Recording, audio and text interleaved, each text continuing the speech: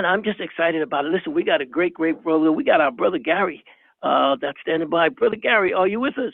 I am with you. Hello. We are very, very excited that we have a phenomenal guest today, nationally known Dinesh D'Souza, and we have Clem Yaboa, the chairman of Voice of the Kids, and myself, and we have Dr. Surajit Khanna, who's coming in right now. And I'm really intrigued and impressed with our special guest in the studio today, Mr. Dinesh D'Souza, who also a proponent for giving the voice of the society, especially the young children or young adults, so that they can be a part of the future of this country.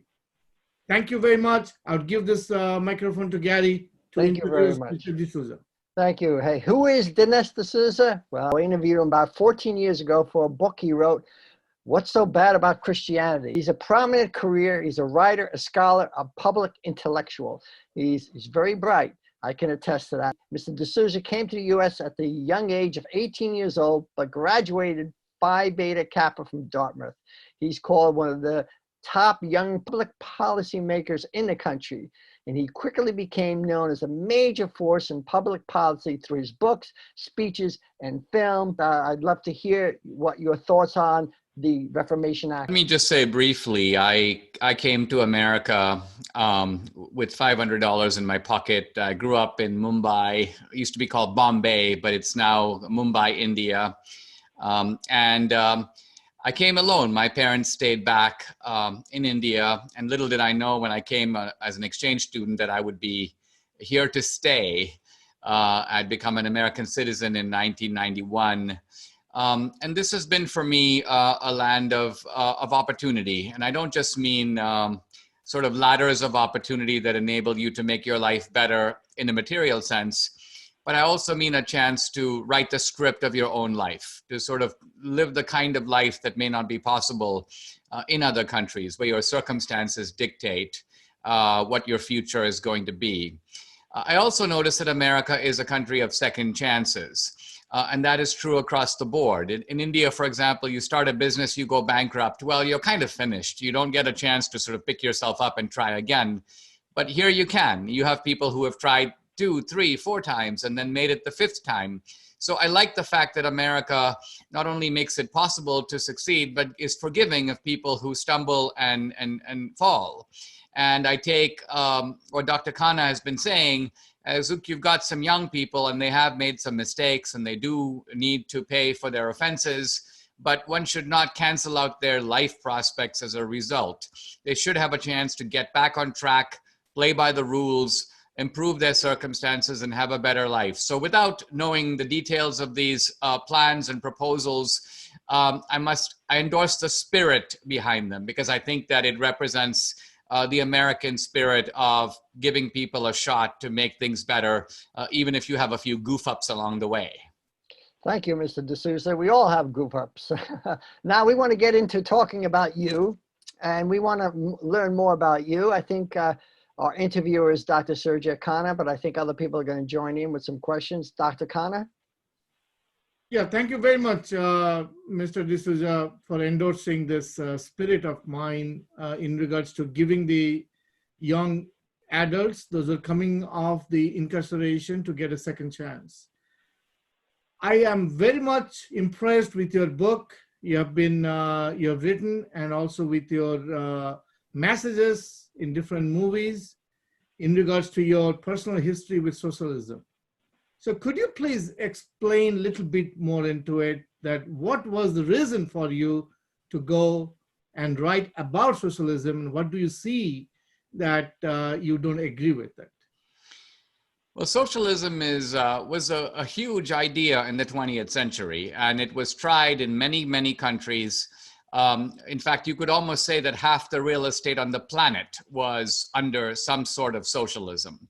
There were different types of socialism. There was the kind of authoritarian socialism of China and Russia, but we also had democratic socialism. Many people today say, well, we want democratic socialism. You know, India, for example, had democratic socialism. The Indian independence leaders had learned it from Britain. They studied in Oxford and Cambridge, and they picked up a kind of what was called Fabian socialism at the time. So I was born in 1961, and in the first decade and a half of my life, I lived under socialism. So my family had a ration card, and it said that every week you can buy so much rice and no more, so much sugar, so much cooking oil. We also were on a 7-year waiting list to get a phone because the phone company, it was only one phone company, it was run by the government. So this was the India I grew up in. And if you remember in the 1970s, India was like the begging bowl of the whole world. And Americans would tell their kids, you know, eat your dinner because there are starving children in India. Well, socialism is one of the reasons these people were starving. It denied a whole generation of Indians of their birthright. So starting in the 1980s and 90s, the Indians began to move away from socialism. And the Indians were not alone. The Chinese did the same thing. Russia, later in the early 90s, the whole Soviet system collapsed. So what happened is that socialism really was discredited all over the world. And then even though many of us thought socialism is finished, it's never going to come back, suddenly in the 21st century, wow, socialism, the word itself and the ideas behind it begin to creep back into American politics and to creep back into the Democratic Party. So I'm interested in this new socialism that is supposed to work when all other previous socialisms have failed. And that's what my book is about, my new film. It is an exploration of what I call the United States of socialism. Is that a direction we want to go in? And if not, how do we block it? I said, thank you very much, Mr. D'Souza, for explaining this and clarifying, because I just want to make sure that our audience, those who are listening to us, they do not misinterpret that we are not against some of the things which we are trying to do or some of the political parties are doing here, but it is against what Mr. D'Souza just explained, that everybody is given a quota, like he was explaining of the ration card. Okay, and I can, Mr. D'Souza, I can endorse it. Okay, because I also grew up in India up to 18. When I came here, I was under the same thing, and I see that. So I don't want the audience to misinterpret that. Okay, this is something which we are trying to make a difference here. But I just want to emphasize that how bad socialism could be, because somebody is trying to control you. Okay, socialism is such, what I understand is somebody is trying to control you because, okay, in this week, you can only have this many pound of rice, this much water, or this much this. So what kind of land are we in United States, where we call as a land of opportunity? And so where does this count from, right? So I really appreciate that you are clarifying this in your book, and it is very informative. But Mr. D'Souza, what's going on in the Scandinavian, so that you kind of wanted to explore a little bit on that? There are many Americans who believe that there is one place in the world where socialism does work, and that is in the Scandinavian or Nordic countries. And this would apply to countries like Denmark and Norway and Sweden and Finland. And it is true that life is quite pleasant in those countries. And they have a sort of a strange type of socialism. Now, they're capitalist in wealth creation and socialist in wealth distribution. And what I mean by this is that they are very careful to have policies that encourage businesses to create a large pie, to make their countries prosperous. They don't interfere with that.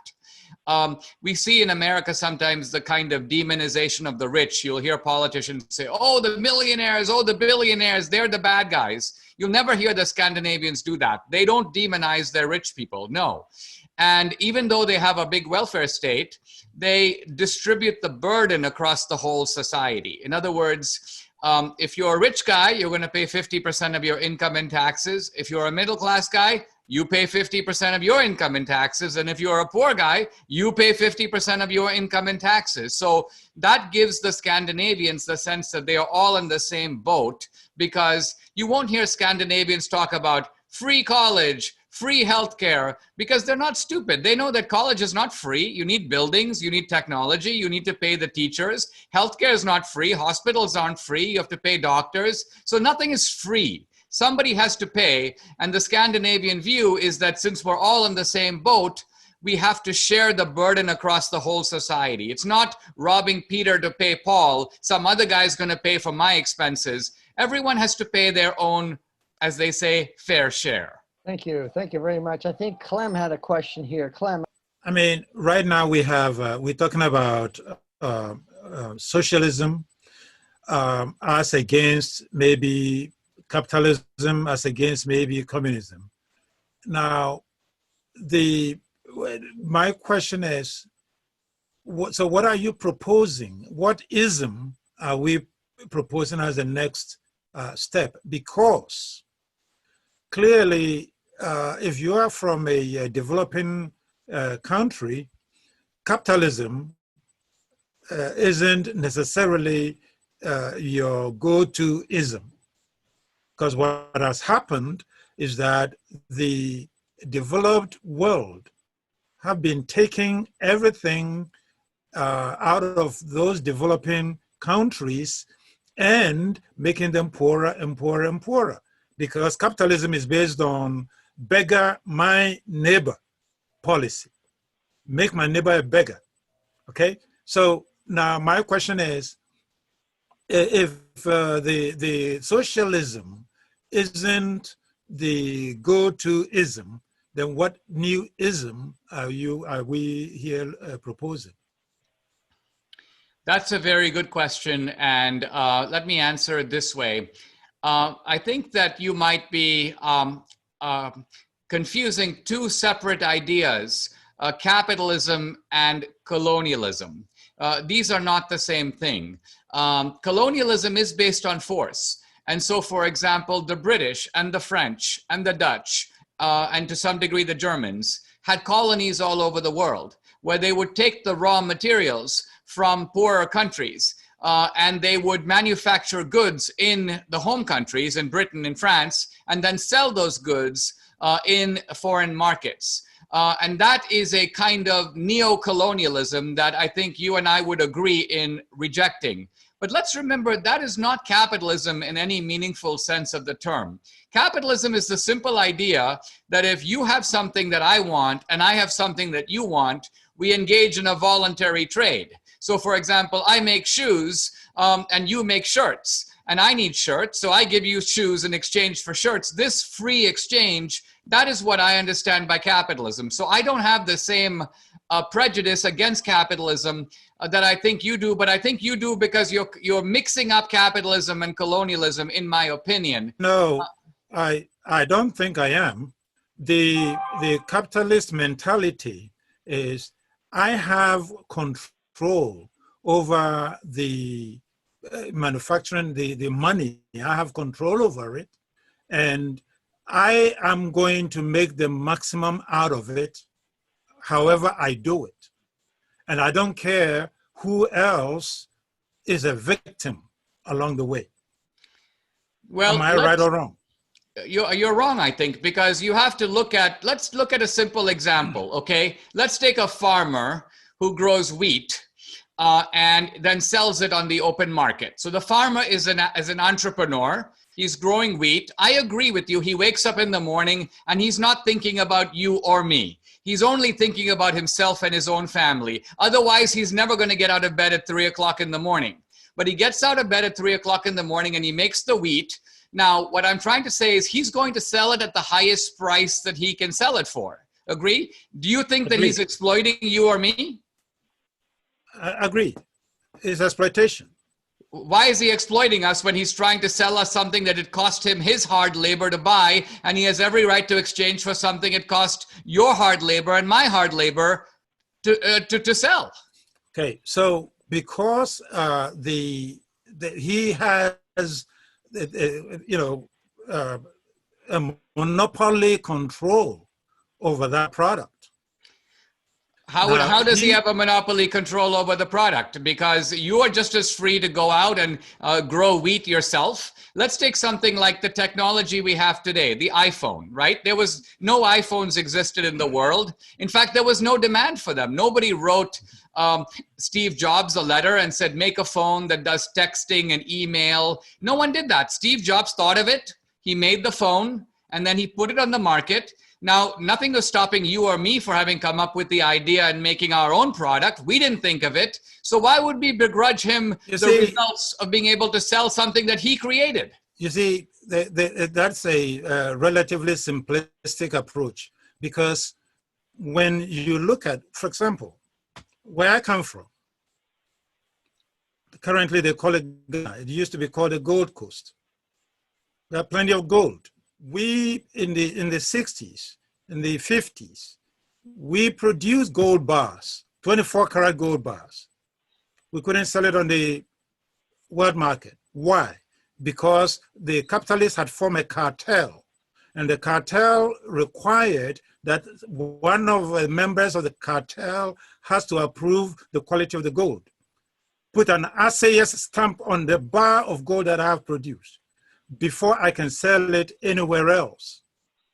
Capitalism made it possible for them to control, and they still do control, those things through the capitalist markets.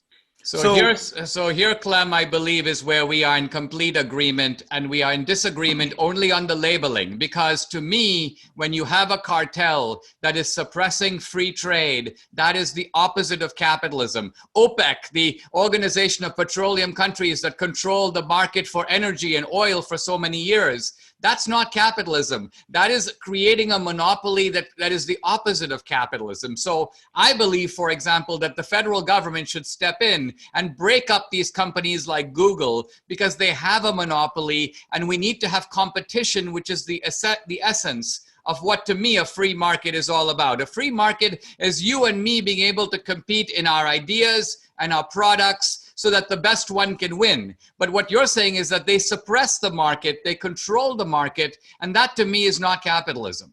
Well, okay, but that's a hallmark of the capitalist mentality, because the capitalist says, I'm going to make the maximum money regardless, and if I have to make a friend and make another friend and make another friend, and we come together and make the maximum money, my fellow Africans toiling, growing cocoa, and they cannot get the maximum out of chocolate because somebody else wants to pay them the minimum. That, see, when you get at a global level and you break it down to the national level and then to a lower level and lower level, capitalism still is the operating word at the global level, national level, and then even to the regional levels.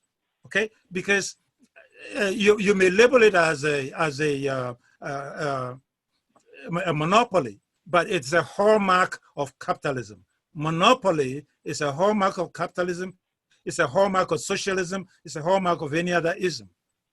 Okay, but that being the case, the capitalist use of monopoly is in a way as to disenfranchise the poor and make them poorer. Well, except I think that there are very few monopolies in the world. I can only think of a handful. I mean, one of the reasons that we have these digital monopolies with companies like Google is only because this is a new technology. Now, when the automobile was first invented, the car, Henry Ford had a virtual monopoly. His Model T was pretty much the only car that the ordinary man can afford on the market. There was only really one car company selling a car for $400. But think of it today. There are just hundreds of car companies made all over the world. So you can't protect a monopoly for very long. No, I completely agree with both of you. I really appreciate the dialogue here.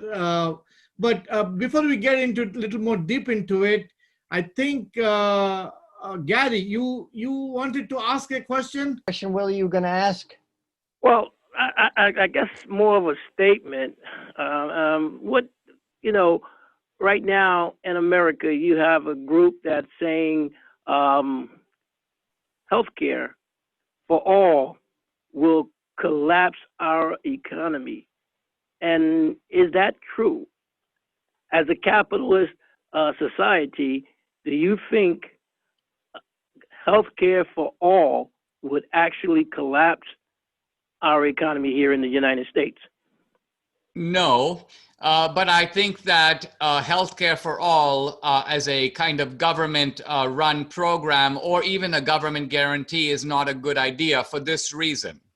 By and large, the government should step in and do things that people can't do for themselves. I think that's a very sensible operating principle. I think it comes from Lincoln. The government should do for you what you can't do for yourself. If there's something you can do for yourself, there's absolutely no reason for the government to do it for you. Now, when it comes to healthcare, I think that the vast majority of Americans can afford to pay what I would call routine healthcare costs. I'm not talking about catastrophic healthcare costs. I'm talking about routine healthcare costs, which means things like you have a cold, you need to have a prescription. If the cost is $50 or $75, the ordinary American can afford to pay that. Now, if you need to have a heart transplant, that is what I would call catastrophic, then the ordinary American cannot. They'd have to mortgage their house to pay $100,000 to pay for that kind of operation.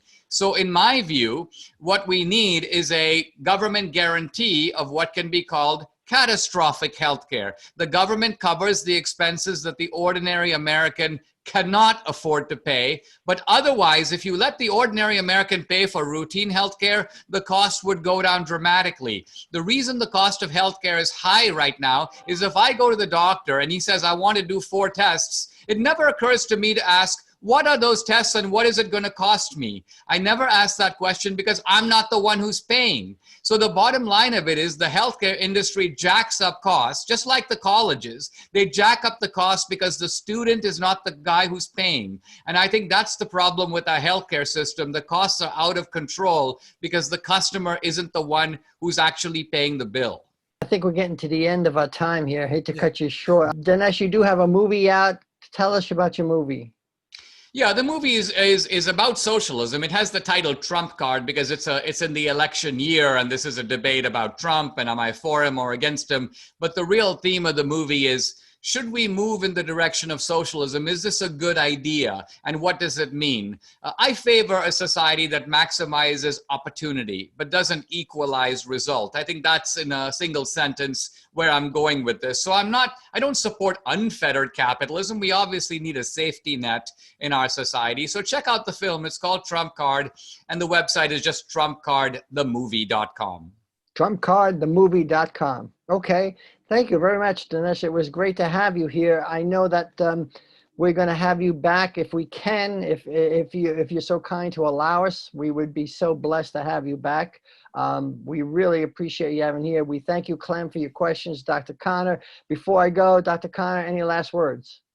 Well, my only last words is that if Mr. D'Souza can tell the audience what should they be looking for, because Mr. Willie, he brought up the healthcare, okay, and then Clem brought up the police system. So there are 2 things which are going to is the driving force today for the election. I know that we are not trying to party anybody here, but I would like the audience to be educated enough that, and I like the way you explained everything, Mr. D'Souza, regarding the socialism and colonialism and capitalism. I think a lot of people don't understand, and you rightly said about the healthcare. So my last word to you to tell the audience, what would they need to understand properly so that they can make the decision properly to elect the next president? Well, let me actually just say this. Our politics has unfortunately become very polarized. And if you turn on a typical television show, either everybody agrees with each other or they start shouting at each other. And so I actually think that just this conversation that we've had back and forth has actually been a very good civil conversation among people who don't always agree. But I think if we keep this spirit of civility and open discussion, that's one very good way to make progress in America. Wow. Well, we want to thank you. Want to thank you so much for getting ready to cut right off. Again, thank you, Brother Gary, Dr. Khanna. We would love to have you back again, sir. I mean, we like to tap your psyche. I look forward to it. Thank you, gentlemen. Absolutely.